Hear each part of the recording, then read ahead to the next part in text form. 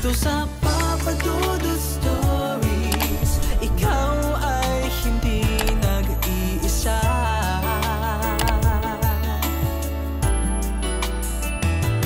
Dito sa Papa Dudut Stories, may nagmamahal sa'yo.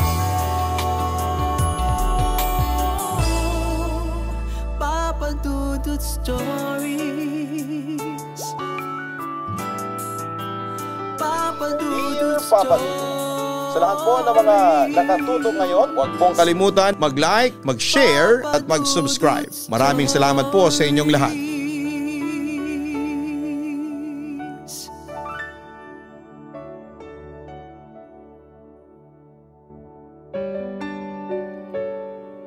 Isang magandang gabi sa inyong lahat. Silent listener ako ng channel ninyo simula pa noong 2020 at nahook ako dito kasi ang gaganda ng mga kwentong tinatampok ninyo. Lalo na yung mga katatakutan o horror. Nagpasya naman akong mag-share sa inyo kasi gusto ko rin po na i-share ang aking karanasan. Maraming taon na ang nakakalipas. Noong mga panahong 10 taong gulang pa lamang ako sa probinsya namin sa Aklan. Siya nga pala, bago ako magpatuloy ng aking kwento ay tawagin niyo na lamang ako sa pangalang Abdel. 37 years old na ako sa ngayon at nakatira ko ngayon dito sa Santa Monica, Quezon City.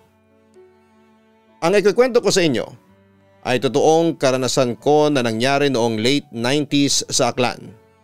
At kung naniniwala ka sa aswang ay sakto ang kwento ko sa iyo. Papa Dudut, may 4 na uri ng aswang. Una, aswang lupad. Ito yung aswang na lumilipad. Pangalawa ay aswang malakat. Ito yung klase ng aswang na hindi nakalilipad at naglalakad lamang o gumagapang. Isa sa katangian nito ay ang mahahaba nitong buhok na siyang ginagamit niya sa pagsakal sa kanyang biktima. Pangatlo ay ang aswang gabunan. Ito yung tinatawag na puting aswang na hindi nakalilipad at kumakain ng tao minsan sa isang taon.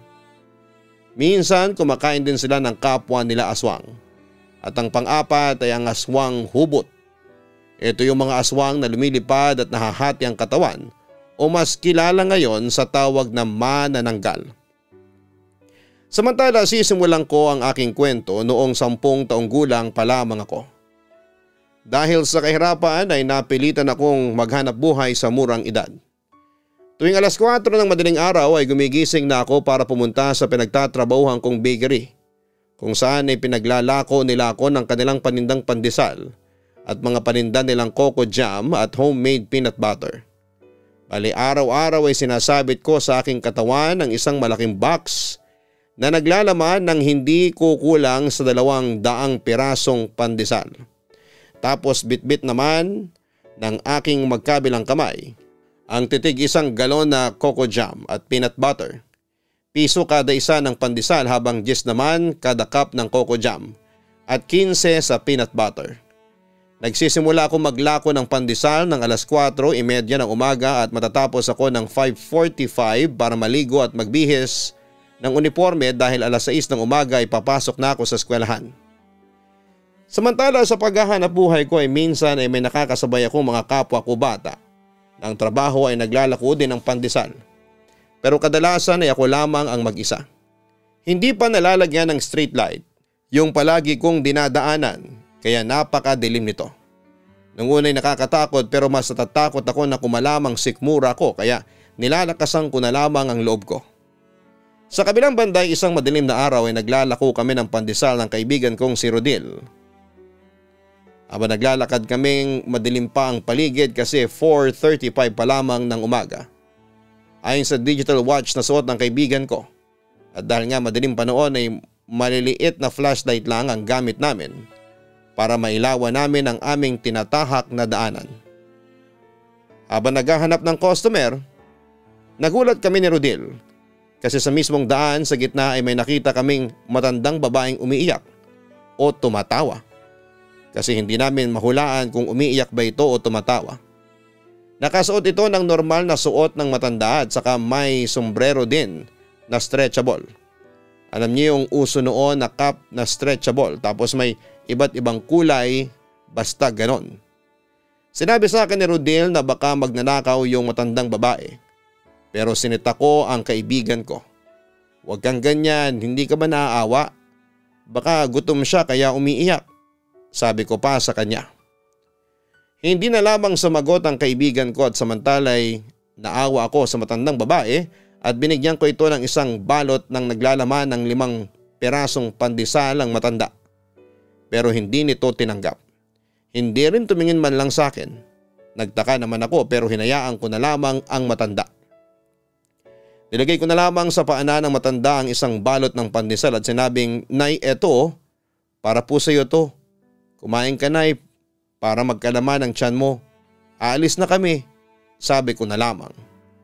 Hindi naman sumagot ang matanda at patuloy lamang ito sa pag-iyak or tawa. Ang nakapagtataka siguro yung mga 20 hakbang ako palayo sa matanda ay nakaramdam ako ng malamig na simoy ng hangin. At nang lingunin ko yung matandang babae, wala na siya sa pwesto niya. At wala na rin yung isang balot ng pandesal na ibinigay ko sa kanya. Inisip ko na lamang na baka umalis na yung matanda para kainin yung pagkaing ibinigay ko. Kaya naglakad ulit kami ni Rodel para maghanap ng customer. Ngunit papadudot, habang naglalakad kami, may naamoy ako na may binibake na banana bread. Ang bango pero hindi ko matuntun kung saan nanggagaling ang amoy.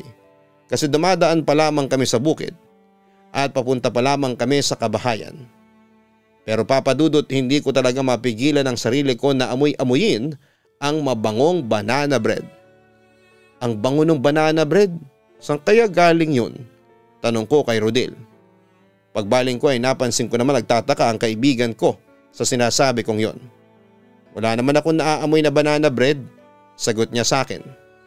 Hanggang sa nagulat na lamang ako nang bigla na lamang niya akong kinurot sa tagiliran. Bakit mo naman ginawa sa akin yun, Rodel? Tanong ko sa kanya. Nawawala ka na sa isip, Abdel. Ganyan ang ginagawa ng aswang sa mga bibiktimahin niya. Sigurado ako na may aswang sa paligid. Babala niya sa akin. Natawa naman ako sa halip na matakot. Seryoso ka, Rodel? Naniniwala ka pa rin sa aswang? Sabi ko habang napapailing. Sa kabilang banda bago makarating sa kabahayan ay dadaan muna kami sa daan kung saan ay maraming malalaking puno ng sampalok.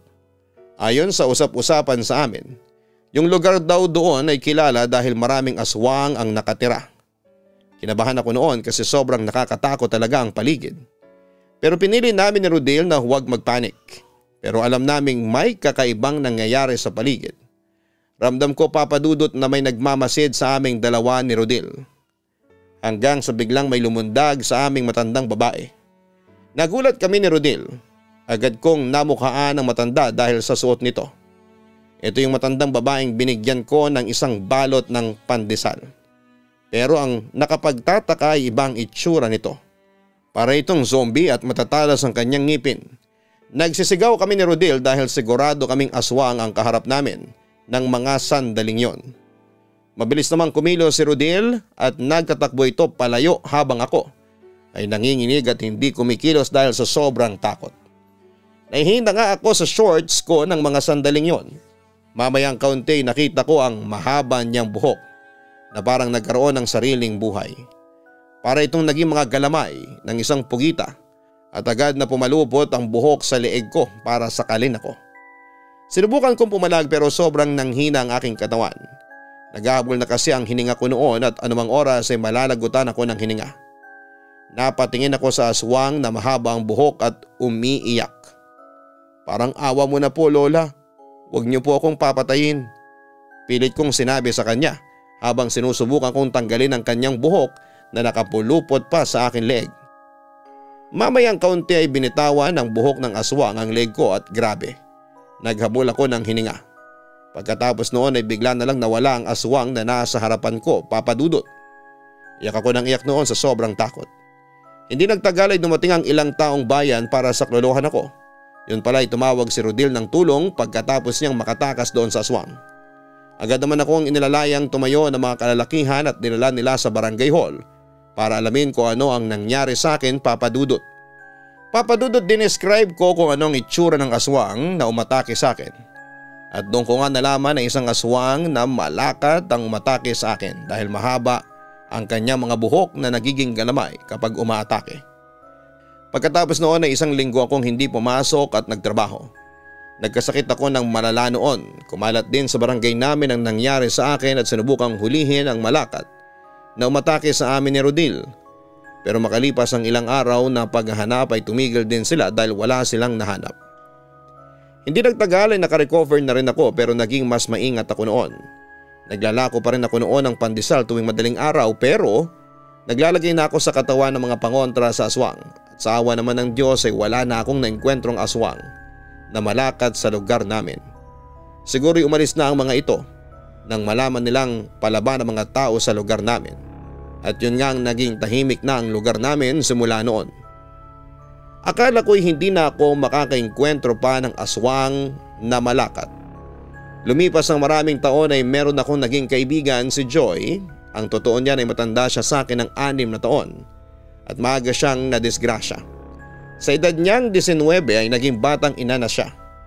Ang totoo niyan ay nagkagusto ako kay Joy pero hindi umusbong ang aming love story dahil kaibigan lang talaga ang turing niya sa akin. At ayun na nga, tinanggap ko na lamang sa sarili ko na hanggang doon na lamang kami. Samantala isang gabi ay fiesta yon ng aming barangay at kadalasan kapag may fiesta, may disco talaga na magaganap. Mahilig si Joy pumunta sa diskuhan at dahil sa kahiligan niya ay iniwan niya ang kanyang sanggol na natutulog mag-isa. May panganay naman na anak si Joy na nasa 10 taong gulang noong mga panahong yon.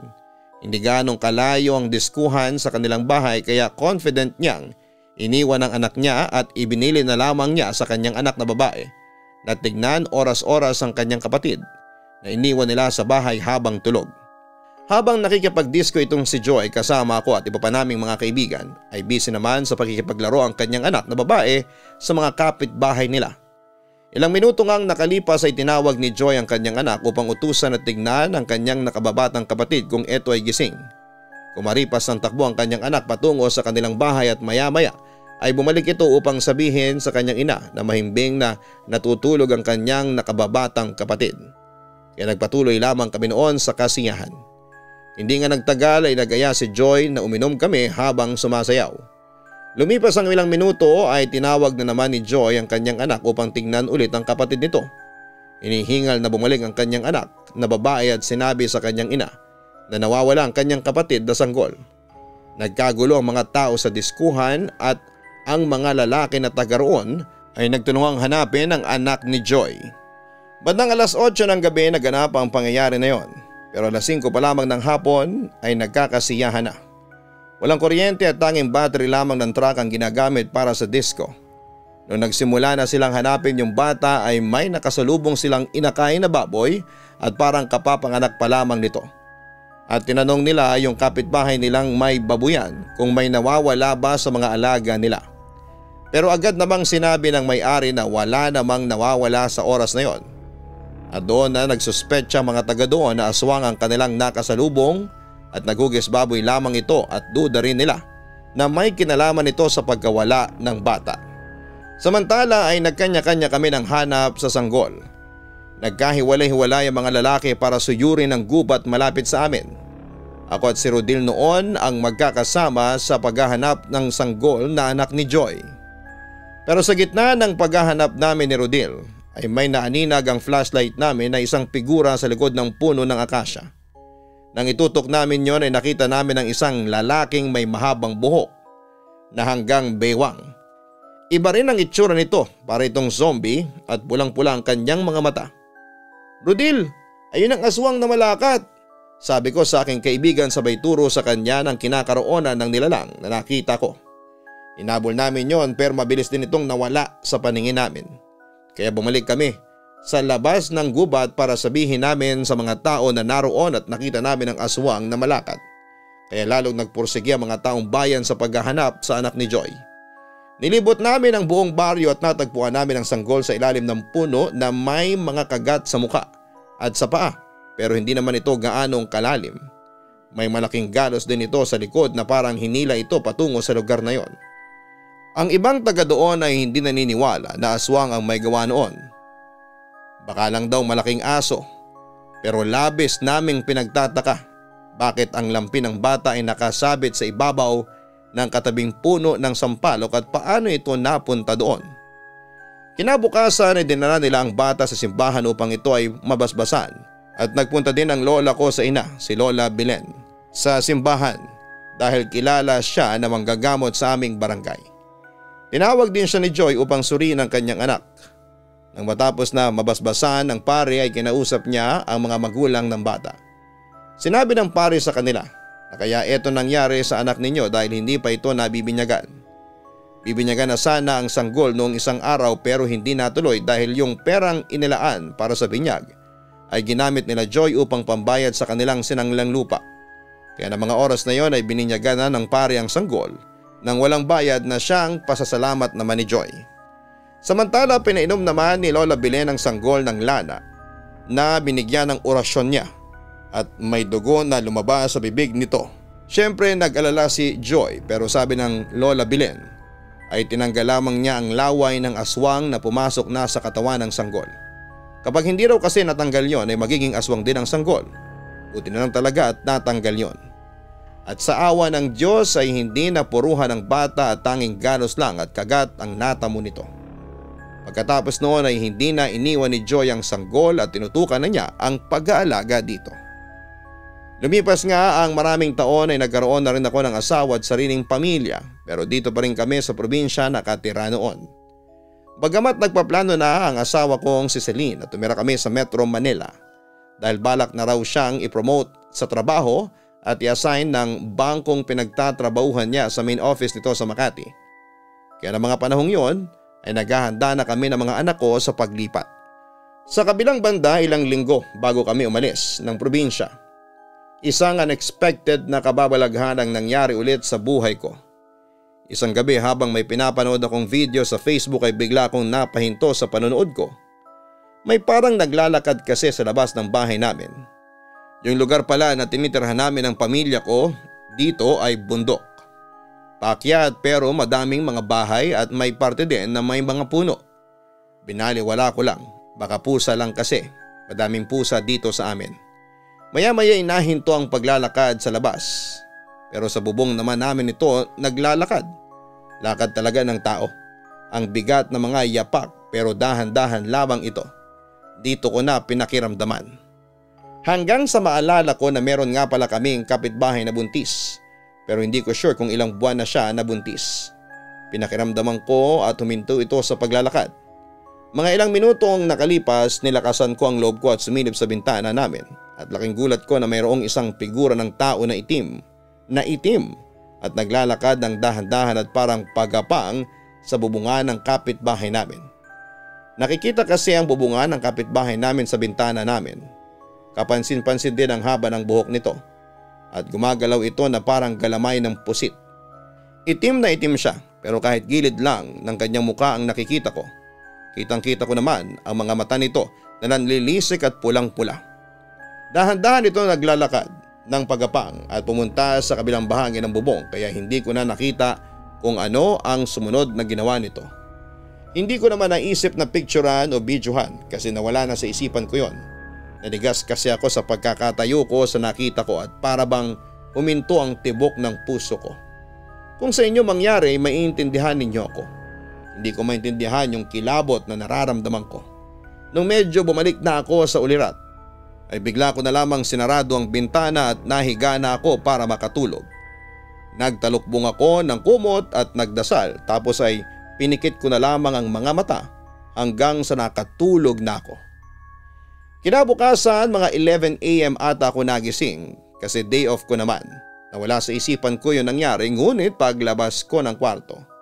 Ang bungad sa akin ng asawa ko ay kung may nararamdaman daw ba ako kagabi na kakaiba.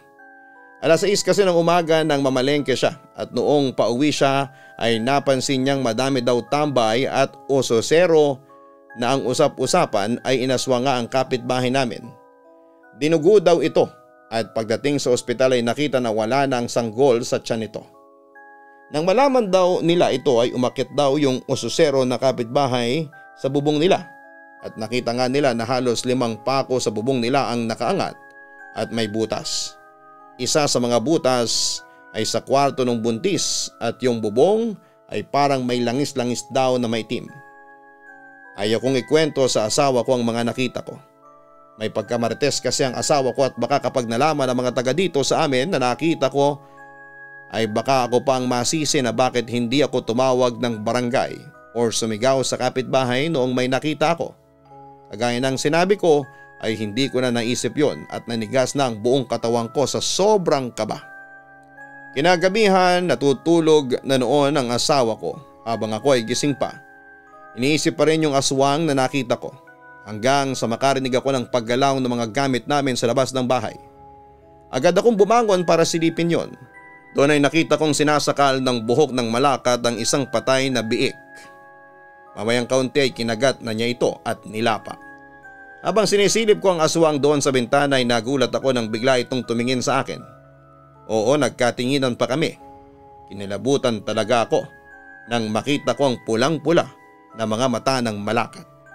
Sa puntong yon ay hindi na ako natakot at sinigawan ko siya. Hindi ka aalis dito, papatayin kitang demonyo ka, sigaw ko sa kanya. Dali-dali namang umalis ang malakat. Nagmamadali. Ang kanyang buhok ay mahigpit pa rin ang pagkakahawak sa pinatay nitong biik. Samantala ay nagising naman ang asawa ko dahil sa ingay na nilikha ko. Agad kong ikinuwento sa kanya ang aking nasaksihan. Kaya noong masiguro na niya ang kanyang promotion ay agad kaming lumipat na ng bahay. At dito nga kami sa Santa Monica sa Quezon City napadpad at kasalukuyang naninirahan ngayon. Pero papadudot aaminin ko na hanggang ngayon habang kinikwento ko ito ay naaalala ko pa rin ang mabalasik na muka ng malakat na yon. Inuusig ako ng konsensya ko kasi nabalitaan ko bago kami umalis sa probinsya na yung kapitbahay naming buntis ay nawala na daw ito sa katinuan dahil sa mga nangyari. Pati rin daw ang asawa nito ay nakikita lagi na palakad-lakad at may dalang itak. Kapag tatanungin daw nila ito kung bakit may dala siyang itak, ang sinasagot daw sa kanila ay hinahanap daw niya ang aswang. Kaya lalo akong natakot na ikwento ang nakita ko at baka nga ako pa ang pagbuntungan ng galit ng asawa niya. Naawa ako sa nangyari at nakonsensya na ako. Kung sana ay sumigaw ako ay baka nabulabog pa yung malakat at ibang mga kapitbahay namin. Sana'y napigilan pa at hindi nito nakuha ang sanggol sa kanya. Hindi ko akalain na sa modernong panahon ngayon ay may mga ganon pa din pala talaga. At hindi ko akalain na mararanasan ko ng personal yung makakita ng aswang na malakat. Dati nababasa at napapanood ko lamang ang mga ito. May alinlangan na tuloy akong lumabas ng gabi, lalo na kapag walang kasama dito sa amin, kahit na syudad pa. Simula na mangyari yon ay hindi na ako makatulog ng maayos kahit ayaw ko nang magpuyat. Pero sana ay unti-unti nang mawala sa isipan ko ang nangyari. Pero baka mangyayari lang ata ito kapag naikwento ko na ang mga nakita ko. Mas luluwag ang pakiramdam ko. Takot kasi ang nanaig ngayon sa akin dahil ayaw kong isang araw ay aswangin na lang bigla ang pamilya ko. Papadudot, ito lamang ang maibabahagi ko sa inyo ngayon. Sana'y mabasa po ninyo at mapiling i-ere sa inyong YouTube channel. Maraming salamat at isang magandang gabi sa inyong lahat. Lubos na gumagalang, Abdel. Maraming salamat Abdel sa pagbabahagi mo ng totoong experience mo sa aming programa. Nakakagulat na malaman na may 4 palang klase ng aswang. Pamilyar lang kasi tayo sa isang uri ng aswang, yung may pakpak po. Totoo man ito o hindi ay walang nakakaalam. May mga nagsasabing hindi totoo ang aswang pero meron ding nagsasabi na nakakita raw sila at nakaengkwentro ng aswang. At meron pa nga tayong isang letter sender dati na umamin na isa siyang aswang na gabunan kamakailan. Depende lang sa inyo kung maniniwala ka sa mga kwentong aswang. Pero anuman ang paniniwala mo ay mas mainam na huwag kang mawawala ng pananampalataya sa Panginoon sa lahat ng oras. Dahil anumang kababalaghan o katatakutan ang dumating sa inyong buhay, ang Diyos ang magiging armas mo laban sa kanila. Para kay Abdel, huwag mo na ring sisihin ang sarili mo sa nangyari sa anak ng kapitbahay mo. Maaring naisip mo lamang ito sa sobrang takot na iyong naramdaman na baka pamilya mo naman ang malagay sa panganib. At sa mga buntis, maging alerto sa lahat ng oras, naniniwala man kayo o hindi sa aswang. Dapat ay palagi kang nasa presence of mind dahil buhay mo at ang iyong dinadalang sanggol ang nakasalalay dito. Magdasal lagi sa Panginoon at huwag pangunahan ng takot dahil ang mga nilalang ng dilim, umatake lamang yan sa mga taong alam nilang makakaya nila. Kung matapang ka, iiwasan ka nila. Mga ka-online, hanapin ang Kaistorya YouTube channel para sa mga ibang horror stories. Ang link po niyan ay makikita sa homepage ng channel na ito. Ganon din ang Gian Gianna Vlogs para sa aming weekly family vlogs. Salamat po sa mga subscribers namin at sa mga magsusubscribe pa lang.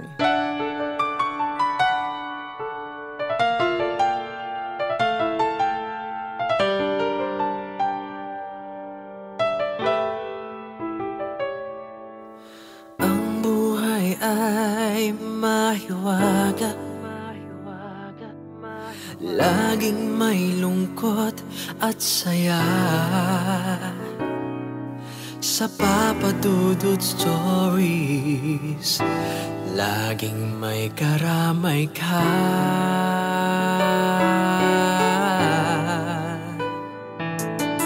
Mga problemang kaibigan,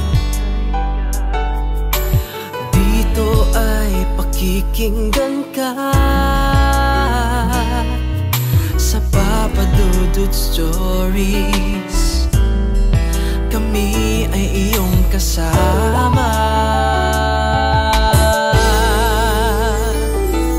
Dito sa Papa Dudut Stories, ikaw ay hindi nag-iisa.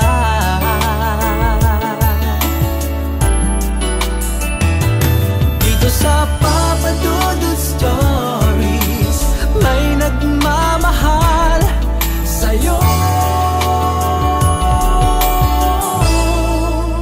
Papa Dudut Stories, Papa Dudut Stories,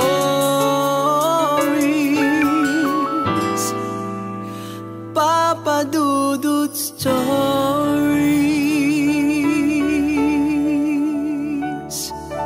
Hello mga ka-online, ako po ang inyong si Papa Dudut. Huwag kalimutan na mag-like, mag-share at mag-subscribe. Pindutin ang notification bell para mas maraming video ang mapanood ninyo. Maraming salamat po sa inyong walang sawang pagtitiwala.